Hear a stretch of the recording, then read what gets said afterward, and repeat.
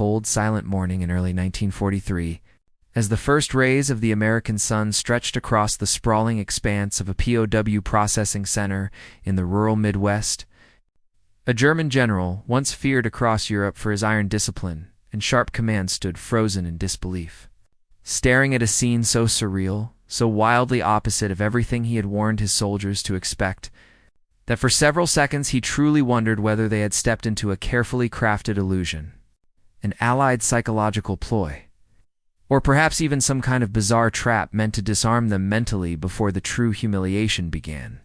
Because never, not in all his years of military service, not in all the briefings he conducted, not in the endless propaganda fed to him through carefully curated Nazi channels, had he imagined that the very first thing his men would encounter on American soil would not be snarling guards with rifles pressed against their ribs, not starvation rations, not freezing metal shackles, not brutal interrogations or degrading public parades meant to display them as trophies, but instead the warm smell of freshly baked bread drifting from a nearby mess hall, the distant laughter of U.S. servicemen joking casually as if the war was 1,000 miles away, and a group of American Red Cross volunteers walking directly toward the incoming POW column with baskets full of cigarettes, chocolate bars, fruit, and sandwiches, offering them to German soldiers who moments earlier expected to be treated like animals.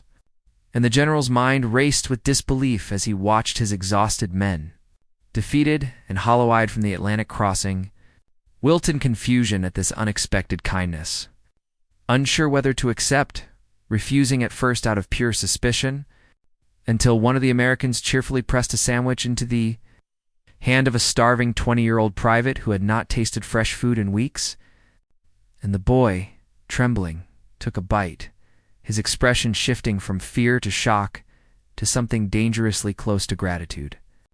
A moment that sent a jolt of panic through the general's chest, because he suddenly realized the psychological war was already underway, and America had just taken the first devastating strike, not with guns or intimidation, but with generosity so overwhelming it shattered every expectation, every warning, every speech he had given about Allied cruelty, leaving him standing there, heart thudding, unsure whether he should feel relieved, outraged, or terrified by what this meant for the morale and loyalty of the men under his command. Because if day one in America looked like this, then what else had he been wrong about? And what other truths had been carefully hidden from him back home? And as the general watched one of his sergeants gently cradle a cup of hot coffee handed to him by an American guard of the world he believed in, began to tilt, and he sensed that this first day in America would not merely be surprising, but life-altering in ways he could not yet comprehend. And as he tried to maintain composure in front of his soldiers, as the German POW general forced himself to regain composure, trying to project authority amid a whirlwind of confusion, he led his column deeper into the camp, only for the shock of that first strange welcome to grow exponentially with every step. Because instead of the razor-edged hostility he expected, instead of barbed wire cages packed with starving men sleeping on dirt, instead of watchtowers bristling with snarling guards ready to shoot, he found neatly painted wooden barracks lined along clean gravel paths, each building marked with clear signs: laundry, kitchen, shower, clinic, as if this were not a detention facility but a small, functioning town prepared specifically for its new inhabitants. And the general watched in stunned silence as his men instinctively walked in tight formation, braced for violence, only to be greeted by a U.S. lieutenant with a clipboard who spoke calmly, almost politely, informing them that they would be assigned beds, given fresh uniforms provided with medical checks, and permitted recreational areas once processing was complete. And the general's stomach tightened because nothing, absolutely nothing, matched the narrative he had believed for years. He remembered Nazi officers back home explaining that Americans were monstrous, undisciplined brutes who murdered prisoners.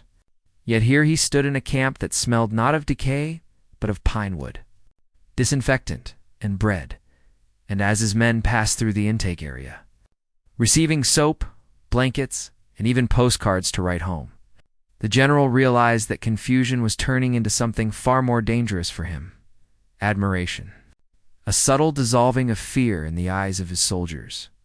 And he knew that once discipline cracked, it was nearly impossible to rebuild. So he tried to reassert authority, barking orders in a harsh tone, reminding his troops not to be fooled, not to trust a single smile. But even as he shouted, he saw the disbelief in their faces, saw how their shoulders relaxed when they were shown their bunks, saw how they marveled at the simple luxury of mattresses instead of straw, and deep down he felt a tremor of fear. Not for physical danger, but for ideological collapse. Because if his men realized the Americans were treating them better than their own army ever had, the foundations of loyalty that kept them united might crumble quietly from within. And as he walked among them, trying desperately to preserve discipline, he heard whispers, soft, hesitant, but real remarks about food, comfort, fairness, and he knew that this camp, on this first day, posed a threat far greater than interrogation rooms or prison bars ever could. The threat of showing his soldiers that the world outside, Nazi Germany, was not hell, but perhaps more humane than anything they had ever known. And as he stood by the window of his assigned quarters that evening, listening to the distant hum of laughter from the mess hall, he realized the Americans had disarmed him without firing a single bullet. And the worst part was, he had no strategy to counter it. The convoy rolled deeper into the American heartland. And the German posts, still expecting punishment, humiliation, or harsh military discipline, were stunned into silence when the camp gates opened and revealed something completely different from the nightmare. They had imagined wide-open fields, clean wooden barracks, organized kitchens, sports grounds, and American guards who were not screaming, threatening, or striking them, but calmly directing them as if they were guests rather than prisoners. General Weber's eyes narrowed with disbelief as he saw POWs from earlier transports laughing during a baseball game, others lining up for hot meals that smelled warmer and richer than the rations German soldiers had received at the front, and a few men sitting under a tree writing letters home with paper and pencils, openly provided by the U.S. Army, everything he had told his men to expect: starvation. Brutality, humiliation, was shattered the moment he watched an American sergeant politely say, "Welcome, gentlemen. You'll get your bunks and uniforms shortly." The whispers rippled fast through the formation. Is this real? This is how they treat enemies. Some men even looked fearful, thinking it must be a trick, a psychological tactic, or an illusion meant to weaken their resolve. But the shock only deepened when they were handed fresh clothes. Clean water, soap, and mattresses, luxuries many had not seen since the early years of the war. For the first time in months, the tightness in their chests loosened. The fear of being beaten or executed dissolved into confusion, and confusion slowly melted into reluctant respect. Even the general, stubborn, rigid, convinced America was a land of chaos and cruelty, he found himself struggling to understand how his enemy, the nation his commanders described as decadent and weak, had built a system so disciplined, humane, and strangely generous. And as night fell over the quiet camp, the men lay on real beds, listening not to bombs or orders or screams, but to faint American music drifting from a distant radio, a sound that made the general realize, with a chill, that everything they believed about America might have been a lie created for them by their own government. The next morning, before sunrise, General Weber stood outside the barracks, expecting the usual chaos of soldiers waking up, arguments, exhaustion, coughing fits from men who had marched through months of mud and starvation. But instead he heard something that unsettled him more than any battlefield: calm voices, soft laughter, and the rhythmic thump of boots on wooden floors as German POWs neatly lined up for breakfast without being forced, threatened, or controlled. As if discipline was returning to them simply because they were treated like human beings instead of defeated enemies. And Weber watched with a tightening in his throat as his men who had marched through burning French fields, frozen Russian forests, and bombed German cities sat down in an orderly dining hall painted in warm colors, receiving plates filled with eggs, bread, fruit, and even coffee. The kind of meal they had not tasted since before the war, a meal so generous that several soldiers stared at it suspiciously, waiting for the catch, the punishment, the humiliation that never came. Instead, an American lieutenant approached the general with unexpected courtesy, offering him a seat and telling him that the Geneva Convention was taken seriously here, that prisoners were to be fed, rested, and restored, not broken. And Weber, for the first time in his long military life, found himself unable to respond with anger or superiority because the contradiction was too immense, too shocking. The enemy was treating them with more dignity than their own superiors had during the war. And throughout the day, the general witnessed moment after moment that chipped away at everything he believed. American guards teaching German prisoners how to play baseball, POW carpenters being asked, not ordered, to help repair a fence in exchange for small privileges, men reading newspapers under a shady tree as if they were students instead of captives, and the most astonishing sight of all, a small camp library where German, English, and even French books were neatly arranged and freely available. Weber walked inside, ran his hand along the spines, and felt his worldview wobble as one of the American guards joked, "You're free to read anything here. Sordias aren't prisoners." A sentence that hit the general harder than any artillery shell because he realized suddenly, painfully, that these men lived in a society where even thoughts had freedom. By evening, he saw a new light in the eyes of some of his soldiers, not fear, not defiance, but something dangerous for any general who needed to maintain control. Curiosity, admiration, and the beginning of doubt in the propaganda they had been raised on. Men whispered about how they had been told Americans were violent, greedy, chaotic, or morally weak, yet here they were, being served food by soldiers who smiled, who respected rules more strictly than many German officers, who worked with precision but without cruelty. And Weber's heart pounded because he sensed the transformation happening under his command. These were no longer the same hardened fighters who boarded the transport ship in Europe. They were beginning to see the enemy differently, beginning to compare the harshness of their homeland to the strange comfort of this place, beginning to question who had lied to them. And as dusk fell and the camp lights flickered on like warm lanterns guiding lost men home, General Weber knew something he could never admit out loud. America had won more than the battle. It was winning the minds and loyalties of his soldiers simply through decency, structure, and an unshakable confidence that terrified him far more than any weapon he had ever studied. The next days in the camp brought an even deeper shock to General Weber. A shock not born from humiliation or threat, but from a quiet, steady unraveling of everything he had been conditioned to believe. And he felt it most intensely on a warm afternoon when an American officer invited him to observe the camp workshop, an offer the general accepted with stiff reluctance, expecting to find his men forced into exhausting labor. But what he saw instead stopped him mid-step. German POWs voluntarily crafting furniture, repairing tools, carving small wooden toys, even building musical instruments, all while laughing, humming, or exchanging friendly banter with the American supervisors who treated the scene not as a punishment zone but as a functioning, cooperative workplace. Weber felt the floor tilt beneath him as he watched a young guard patiently show a German soldier how to use a new type of handsaw, guiding him like a teacher rather than a captor. And he noticed the grateful expression in the POW's eyes, an expression the general had not seen on his men's faces since before the war began. As he walked deeper into the workshop, he overheard groups of prisoners marveling at the tools, the efficiency, the safety measures, the organization, things that seemed almost futuristic compared to the desperate, resource-scarce conditions in Germany. And with every passing moment, Weber's chest tightened as he sensed a dangerous erosion of the ideological wall he had spent years reinforcing within his troops. American life, even inside a military camp, had a softness mixed with discipline, a fairness mixed with authority, a structure mixed with opportunity, and it was this combination that terrified the general, because he saw clearly how his men were responding to it. Some sat straighter.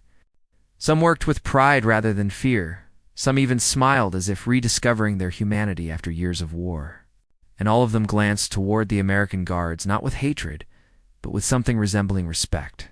Then came the moment that shook him the most when an American chaplain approached him, speaking gently and without condescension, offering the general access to the camp's chapel if he ever needed quiet, and Weber, taken aback, stepped inside to find a simple wooden room with sunlight spilling across the pews, and felt a wave of disorientation as he realized that the enemy had granted him more dignity in captivity than many of his own commanders had granted him in service. Later that evening, as he walked past the sports field, where Germans and Americans were casually sharing a soccer ball, he overheard his men talking about life back home, how their farms had been bombed, how their families suffered, how the propaganda they once believed now seemed childish compared to the calm order of this place. And he sensed the beginnings of something irreversible, the breakdown of fear, the rise of critical thought, and the quiet birth of admiration for the very nation they had been taught to despise.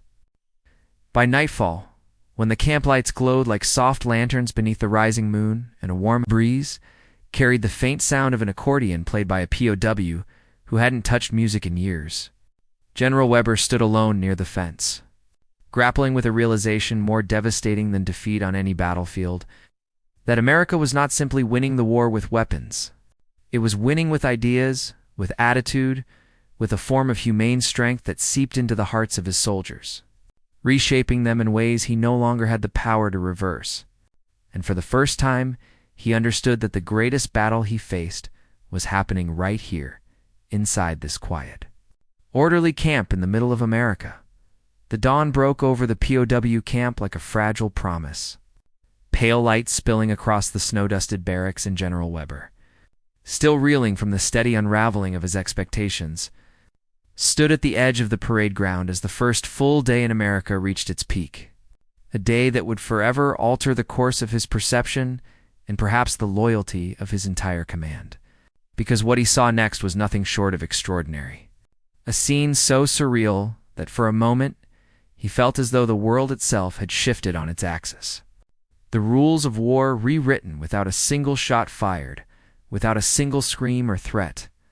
And the young men under his command, once hardened by months of battle, conditioned to obey through fear, trained to see humanity as weakness, moved with a quiet confidence that bewildered him, organizing themselves with the guidance of American officers who spoke not in threats but in reason, offering choices, encouragement, and simple human respect. And as Weber watched, he saw the subtle but irreversible transformation take root in eyes that had once only known despair, eyes that now sparkled with curiosity, relief, and the dawning realization that the enemy might not be their destroyer, but a mirror reflecting the possibilities of a world they had never imagined.